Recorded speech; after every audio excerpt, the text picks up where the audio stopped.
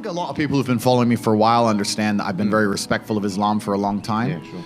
I was born in a Christian country. I was raised as a Christian, and I've always been very respectful of Islam. And it's become more and more obvious to me and more pertinent that Islam is the last religion on the planet. When I talk about Islam, because I'm new to it, I'm a little bit careful, right? Because I'm new to it. I'm certainly not a scholar. There's so much I need to learn. I know I'm on a learning journey. I'm not here to sit here and talk scripture. I don't know those things yet. I'm here to learn. Yeah. It's just, for me, it feels like the last religion on earth. I feel like there's no other religion. People say to me, why did you convert? And I said, I don't really feel it as a conversion. It's almost like I knew God was real and now I've become religious. And they say, well, you were religious before. I was like, religious before how? Christian? What does Christian mean? Like, who's not a Christian? You go to Christian nations and everyone says they're a Christian. Look how they live their lives. Go into the average church. Is anyone actually fearful of God? Anybody? No, the girls are out on Saturday night drinking and then they turn up to church because their parents made them. Like, there's no substance to the religion. And also, Islam very closely reflects my personal beliefs. Through my personal life, I've learned that if you don't have standards and you're not a strong person who's prepared to defend his ideas, you will be crushed. Yes. And we look at most religions in the world today which are not prepared to defend their ideas. What's happened to them? They're just getting crushed. And now we have Christianity as an idea which has basically said, well, we can't set any firm rules because everyone will just quit. So instead, let's make it so easy to be a Christian that nobody has to put any effort in. Yeah. And then accept everybody no matter what. And hopefully we can keep the church doors open. That's not God to me, you know? Yeah. God to me is strong. God to me is something to be feared. Yeah. God to me is someone that people are afraid to mock. Yeah. God to me is someone that you have to go out of your way to prove something to.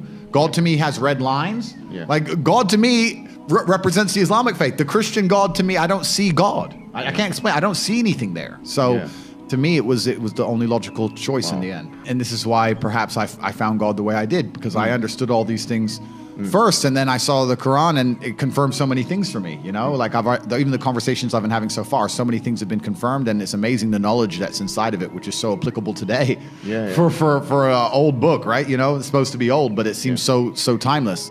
But it's truly amazing. But you're totally right. And the baseline morality, I don't think most people understand that when they're doing this under the guise of tolerance, when they're saying be so tolerant that you no longer believe in right from wrong, they're not doing that to make society a better place. They're doing that to empty your brain so that you have no resistance to the slave mind programming. They want to get you to a point where if they tell you the sky is green, you look at it with your own eyes and you see blue, but no, the sky is green. That's what they want, so that you have to have nothing in your brain that can prevent that. If you have God, if you have, no, I believe this is right and wrong, if you have personal responsibility, if you have self-accountability, if you're a person who sticks up for what he believes, all that's bad to them. They want all of that gone so they can tell you the sky is green. Some people recognize when I converted to Islam that there was a time I was an atheist. There was a time when I was atheistic.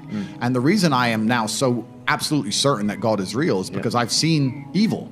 I've seen shaitan. I've seen it. When you see enough evil, you realize that there must be an equal and opposite force. And there are people out there in the world today doing the work of the devil, genuine demons, who are trying to destroy the baseline morality that's inside of all of us. We're all born with some kind of morality, and they're trying to destroy it. And that's exactly the Islamic understanding, that we believe that you're born with something called fitrah. One guy I was talking to since my conversion says, it's interesting that somebody with everything, all the Western world, everything somebody could want has now converted. And I said, yeah, because even before my conversion, I understood that hedonism is a black hole and you can never fill it. You're never going to be able to have enough girls to be happy with girls. You're never going to be able to have enough money to be happy with money. You're never going to be able to, drink enough to be happy with drinking. Like, it's a black hole, and you can pour endless things down it, but you'll never fill it up. And you need to have some degree of self-restraint. And I've always been a very disciplined person. I've never made mistakes, but certainly, the higher power is going to give you more satisfaction in your heart than endless insanity.